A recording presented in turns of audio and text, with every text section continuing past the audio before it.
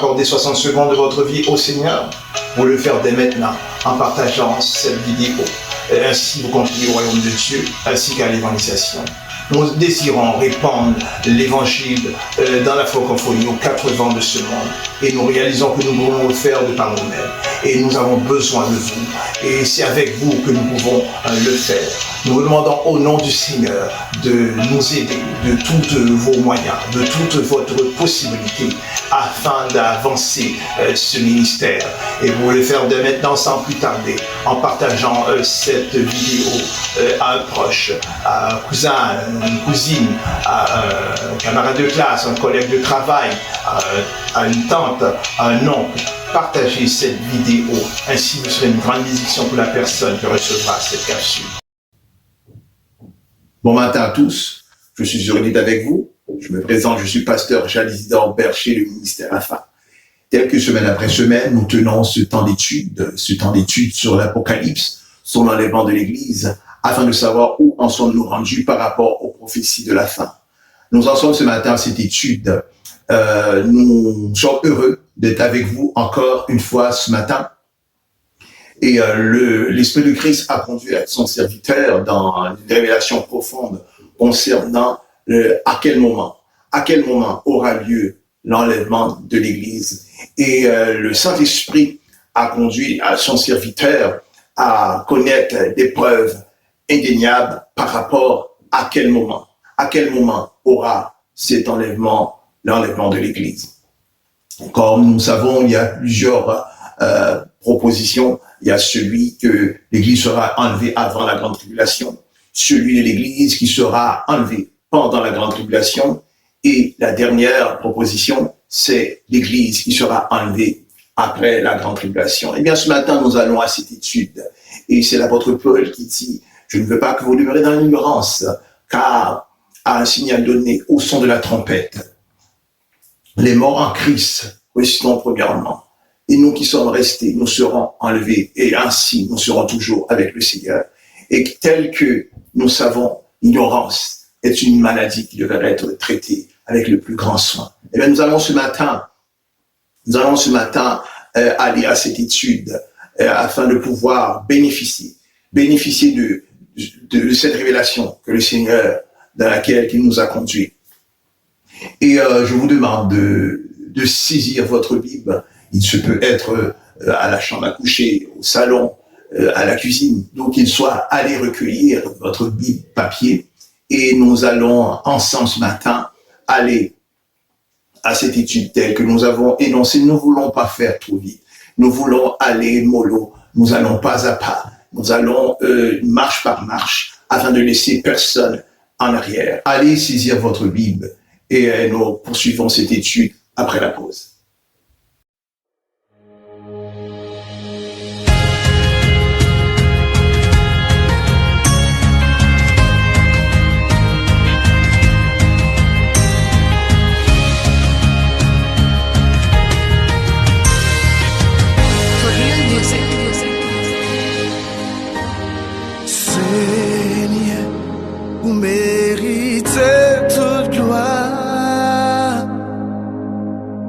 Personne pas qu'à adorer au nom place moi. L'aime garder tout ça ou fait pour moi. Personne pas qu'à adorer au nom place moi. Mais adoration toute adoration,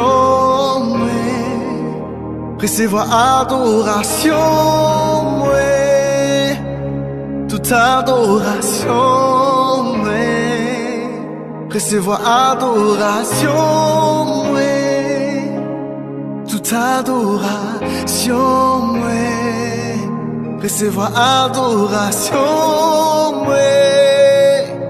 toute adoration. Seigneur, vous méritez toute gloire. Personne pas adorer.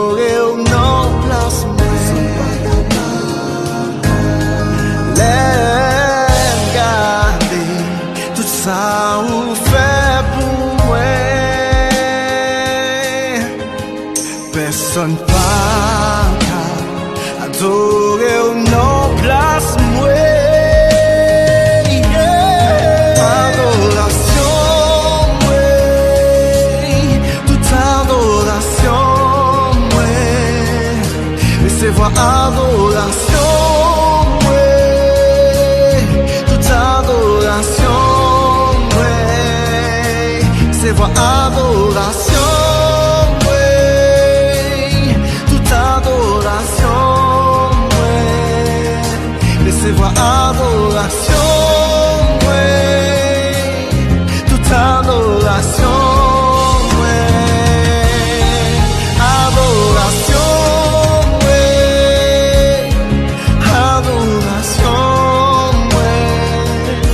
C'est voix adoration, ouais, toute adoration, ouais, et c'est voix adoration, ouais,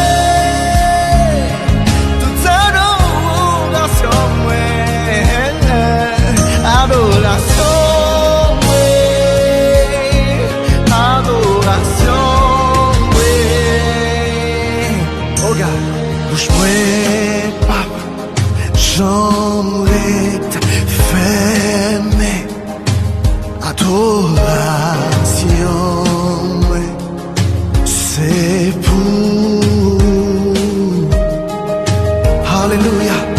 Je ne pas qu'un souffle encore adoration,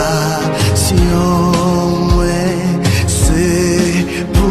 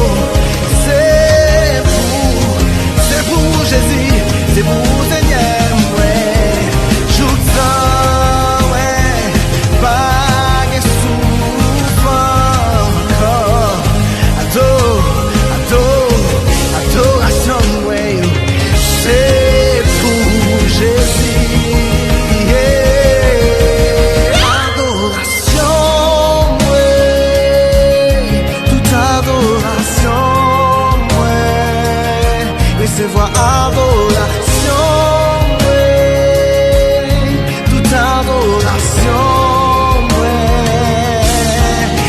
adoration, ouais, adoration, ouais, c'est voix adoration, ouais, toute adoration, ouais,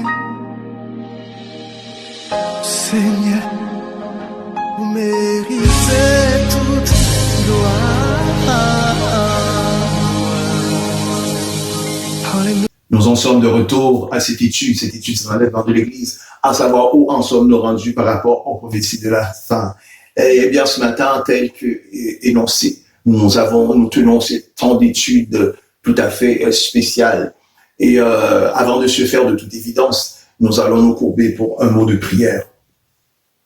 Père des cieux, c'est à toi qu'est la gloire, à toi seul soit la louange. Père éternel, nul n'est de ta trempe, nul n'est de ta grandeur. Et c'est ma raison, Seigneur, d'exprimer mes louanges éternelles à ce Dieu que tu es. Béni sois-tu, sois exalté. Père des cieux, nous sommes à ce temps d'étude, Père éternel. Je te prie de conduire ton serviteur, non seulement sur la grande route, mais que ton serviteur soit conduit, Seigneur, dans les ruelles éternelles, afin de découvrir tout puissant les mystères profonds de ta parole, Père des cieux. Saisis-nous en ce moment, Père éternel, que tu puisses conduire, éternel, à ce que ce temps d'étude soit éternel, reçu de manière limpide à tous ceux, éternel, des armées qui suivent et qui consultent cette vidéo. Père très saint, je te prie également pour les Ukrainiens, Seigneur, qui sont au cœur de cette guerre éternelle, tout-puissant. Père des cieux, nous savons que c'est toi, Père, qui tiens le cœur des rois entre tes mains. Éternel, je te prie, Seigneur, en ce moment d'amoindrir le cœur des dirigeants, Père des cieux, de sorte que, Père, qu'ils puissent arriver à la signature d'un traité de paix. Et Père des cieux, Père, que tu puisses garder, Seigneur Tout-Puissant, par une protection étanche les civils et même les soldats, Seigneur, qui sont au cœur de cette guerre. Père des cieux, c'est ainsi que je le prie. Au nom de Jésus-Christ, et il soit la gloire, l'éternité en éternité. Amen.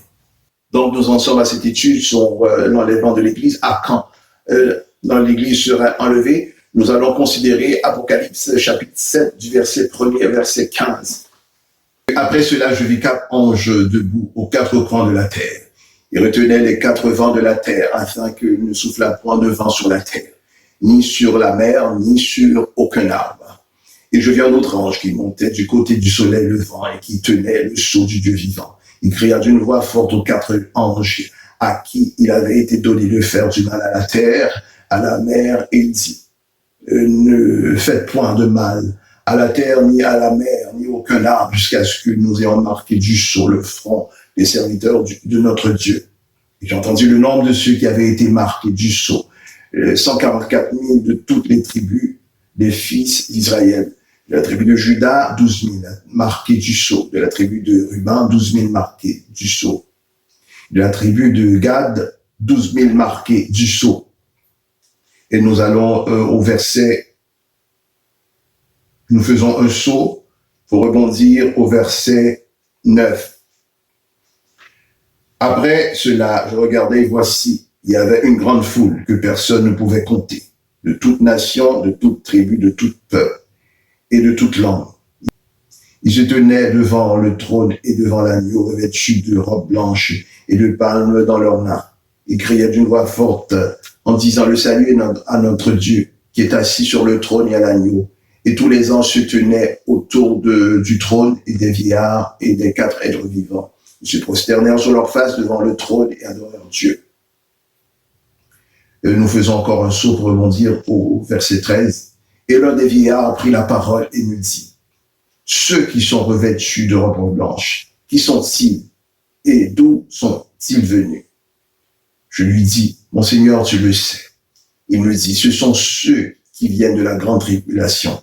Ils ont lavé leurs robes et ont blanchi dans le sang de l'agneau. Il y a lieu de ce passage l'enlèvement des 144 000 de la tribu d'Israël, 12 000 qui sont prélevés de la tribu de Ruben, 12 000 de Manassé, 12 000 d'Asser, etc. Ainsi également, du verset 9, il est trouvé qu'il y a une grande foule que personne ne pouvait compter, de toute nation, de toute tribu, de tout peuple, de toute langue. Et si nous faisons un saut pour rebondir au verset 13, il est dit, l'un des vieillards prit la parole et me dit, ceux qui sont vêtus de robes blanches, qui sont-ils et d'où ils sont venus? Ce sont ceux qui viennent de la grande tribulation. Ils ont lavé leurs robes, ils ont blanchi dans le sang de l'agneau. C'est pour ceux-là qui sont devant le trône de Dieu, le servant jour et nuit dans son temple.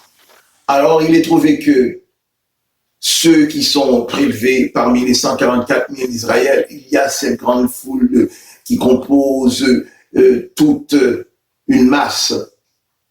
Avec de cette foule, il y a des personnes de toute nation, de toute langue. Donc cette foule se trouve devant le trône et servant l'agneau jour et nuit. Donc, s'il se trouve devant le trône, c'est-à-dire que ces 144 000, ainsi que cette grande foule de toute nation, de tout peuple, de toute langue, ont été pris. Ils ont été pris au moment de l'enlèvement de l'Église. Et à savoir que dans ce passage, il est indiqué, lorsque l'ange, le vieillard, le dit, mais ceux qui sont revêtus de robes blanches, qui sont-ils? Et Jean rétorqua disant que ce sont ceux qui viennent de la grande tribulation. Alors ici au chapitre 7, il y a lieu de l'enlèvement de ceux qui sont de la grande tribulation. Et je voudrais attirer votre attention, cet enlèvement de ceux de la grande tribulation a eu lieu avant la 7e trompette. Car la première trompette, non seulement il y a eu lieu avant la 7e trompette, mais il y a eu lieu avant la première trompette ainsi. Car la première trompette se trouve au chapitre 8 de l'Apocalypse. Alors que l'enlèvement de ceux qui sont de la grande tribulation a eu lieu au chapitre 7. Donc, je vous rappelle qu'il y a une chronologie dans l'Apocalypse. Donc, il y a une chronologie. Donc, ceux qui arrivent au chapitre 7 n'arrivent pas simultanément avec le chapitre 8. Donc, au chapitre 7, il est trouvé qu'il y ait cet enlèvement des vierges folles, si vous voulez. Des vierges folles, car le Christ avait évoqué cette parabole qui comportait les 10 vierges, donc 5 étaient sages, les 5 autres étaient folles. Alors du chapitre 7, il y a lieu de ceux qui sont pris de la grande tribulation. Il s'agit des vierges folles. Alors si nous considérons le chapitre 14, il est écrit que je regardais, voici, donc chapitre 14 de l'Apocalypse, du verset 14 au verset 18. Je regardais, voici, il y avait une nuée blanche et sur la nuée était assis quelqu'un qui ressemblait à un fils d'homme ayant sur sa tête une couronne d'or et dans sa main une faucille tranchante. Un autre ange sortit du temple, cria d'une voix forte à celui qui était assis sur la nuée. Lance ta faucille et moissonne, car l'heure de moissonner est venue, car la moisson de la terre est mûre.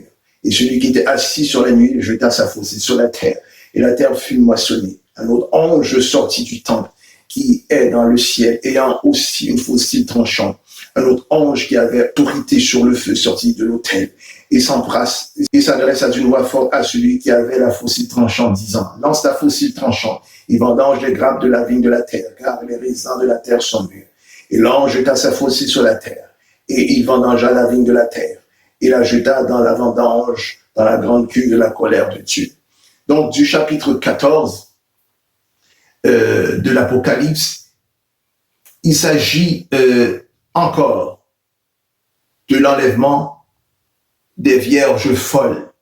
Nous disons cela car il est impossible, et cela ce sera pauvre de sens de comprendre que de l'Apocalypse 7, du chapitre 7, est lieu l'enlèvement des vierges folles, alors qu'au chapitre 14 de l'Apocalypse a lieu l'enlèvement des vierges sages. Cela est dépourvu de sens. Et nous savons également que la Bible dit que Dieu est un juste juge. Il y a en lui point d'iniquité. Donc, Dieu dans sa justice,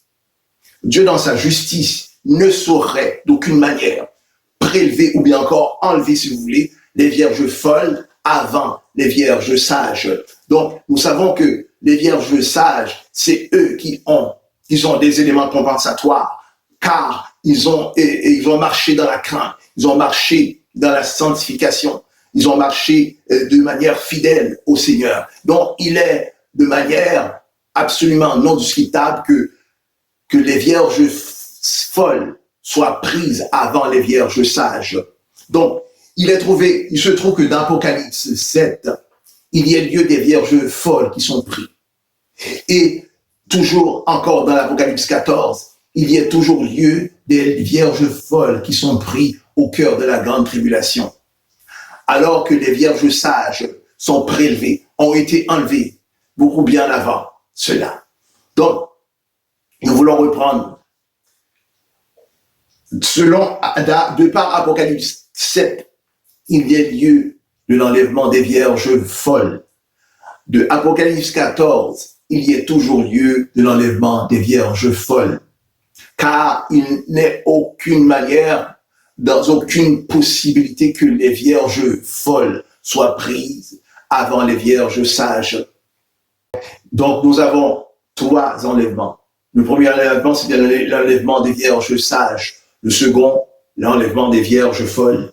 Et le troisième enlèvement, c'est toujours l'enlèvement des vierges folles. Donc nous ne devons pas prendre cela comme de l'argent comptant. à cause que nous voyons qu'il y a 3 enlèvements, eh bien, nous disons, nous prenons le dernier vol. Mais nous devons, mes chers amis, s'assurer d'avoir part au premier vol, celui de l'enlèvement des vierges sages, et également les vierges sages, à cause qu'ils veillaient l'époux, ils seront récompensés, ils auront de grandes récompenses, ils auront des grandes responsabilités au ciel, alors que les vierges folles n'auront les choses de seconde main. Donc, nous devons nous efforcer, mes chers amis, afin d'avoir part à l'enlèvement, au premier enlèvement de l'Église, l'enlèvement des vierges sages. Donc, ce matin, par l'Esprit de Christ, par cette révélation, nous avons ce matin un débat clos. Je voudrais aller encore d'un autre ordre d'idées. Je suis conduit à l'Église au cœur des années 90, à l'Église. C'est de lors que je suis parvenu à la connaissance de Christ. Depuis lors, l'Église n'a cessé de multiplier ses prières ferventes à ce que Dieu puisse susciter un réveil mondial de l'Église. Et ce matin, nous voudrons vous dire que ce réveil de l'Église au niveau planétaire n'aurait pas lieu. Pourquoi? Car nous ne pouvons pas réveiller celui qui est déjà en état d'éveil. Mais toutefois, nous pouvons réveiller celui qui s'est assoupli ou même endormi. Et ce réveil qui se fait attendre, ce réveil dans lequel que des prières se sont multipliées au cours de l'histoire de l'Église, n'aurait pas lieu. Pour qu'il y ait réveil, il faut qu'il y ait quelque chose de majeur, quelque chose de grande envergure. La seule chose qui sera d'une telle envergure, c'est l'enlèvement de l'Église. Alors, au moment que l'Église serait ravie, c'est dès lors qu'il y aurait lieu ce grand réveil, ce réveil mondial au niveau planétaire. Mes chers amis, nous sommes arrivés dans un instant que nous devons nous ressaisir.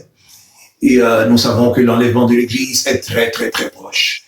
Et nous devons nous ressaisir, nous devons prendre une position, nous ne pouvons pas être ni figue ni raisin. Nous devons marcher, nous devons faire un effort, nous devons avoir une ligne disciplinaire afin de marcher dans les avenues de Dieu avec fidélité. Et nous ne devons pas brancher devant le péché, brancher devant les propositions de ce monde, les propositions folles, et les propositions qui nous conduisent à perdre ce grand salut. Et efforçons-nous afin que nous puissions avoir part à cet enlèvement glorieux.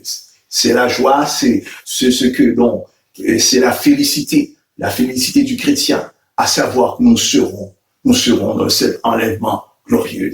Chers amis, nous devons nous quitter. Nous allons poursuivre cette étude la semaine prochaine, Dieu voulant. D'ici là, veuillez partager cette capsule, il est très important afin de pouvoir partager cela, afin de pouvoir mettre un terme à ce débat. Ce débat, à quand, à quel moment sera l'enlèvement de l'Église?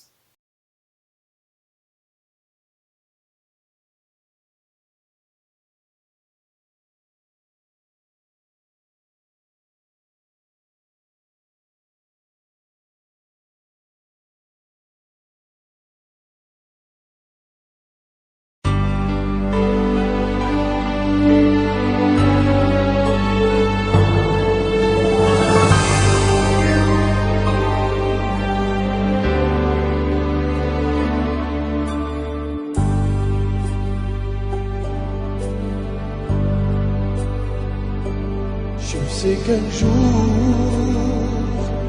mes yeux verront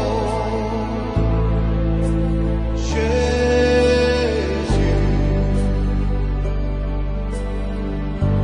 Je sais qu'un jour mes yeux verront Jésus.